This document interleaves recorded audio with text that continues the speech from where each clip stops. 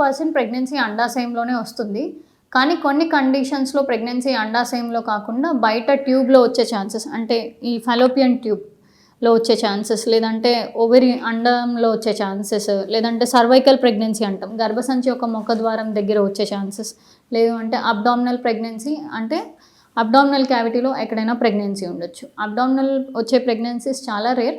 కాకపోతే మనం చూసుకోవాల్సింది ఫస్ట్ ఏంటి అంటే నార్మల్ ప్రెగ్నెన్సీకి, ఎక్టోపిక్ ప్రెగ్నెన్సీకి డిఫరెన్స్. ఇప్పుడు నార్మల్ ప్రెగ్నెన్సీస్ పేషెంట్ ఎవరైతే కన్సీవ్ అవుతారో జనరల్‌గా వాళ్ళకి పెయిన్ అంతగా ఉండదు అండ్ స్పాటింగ్ కూడా ఉండదు.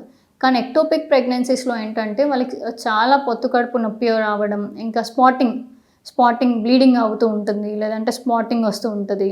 అండ్ లాంగ్ మెరైటల్ లైఫ్ ఉండి ఏమైనా ఇన్ఫెక్షన్స్ ఉన్నవాళ్ళు, రిపీటెడ్ సర్వీసైటిస్, సర్వైకల్ ఇన్ఫెక్షన్స్ ఉన్నవాళ్ళు ఒకసారి ఎగ్జామినేషన్ అయితే కంపల్సరీ చేయించుకోవాలి.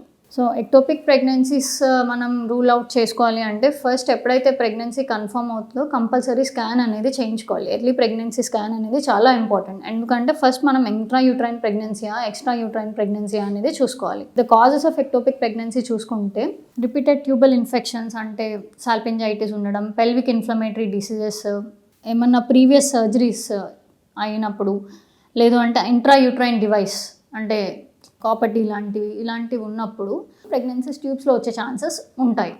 సో దీనికి ఈ ట్యూబ్లో వచ్చిన ప్రెగ్నెన్సీస్ కొంచెం జాగ్రత్తగా ఫాలో అప్ చేసి సీరం బీటా హెచ్సిజీ చేయించుకుని, బ్లడ్ టెస్ట్ చేయించుకుని, స్కాన్ చేయించుకుని అకార్డింగ్లీ ట్రీట్మెంట్ తీసుకోవడం అనేది మంచిది.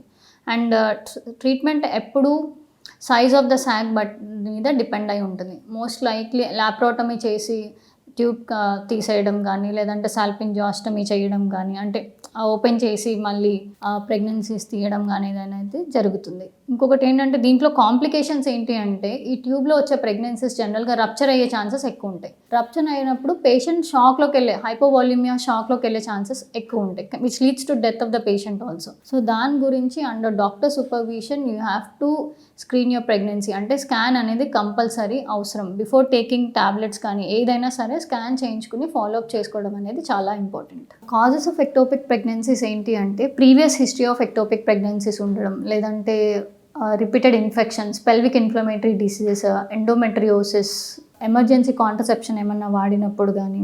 ఒకసారి ప్రెగ్నెన్సీ కన్ఫర్మ్ అయింది అంటే మనం ఫస్ట్ ప్రెగ్నెన్సీ టెస్ట్తో ప్రెగ్నెన్సీ కన్ఫర్మ్ అయింది అంటే కంపల్సరీ ప్రెగ్నెన్సీ స్కాన్ అయితే కంపల్సరీ చేసుకుని సాక్ ఇంట్రా యూట్రైన్ ఉందా, ఎక్స్ట్రా యూట్రైన్ ఉందా అని చూసుకుని అకార్డింగ్లీ డాక్టర్ సూపర్విజన్లో ఫాలోఅప్ చేసుకోవడం అనేది చాలా ఇంపార్టెంట్ ప్రెగ్నెన్సీలో.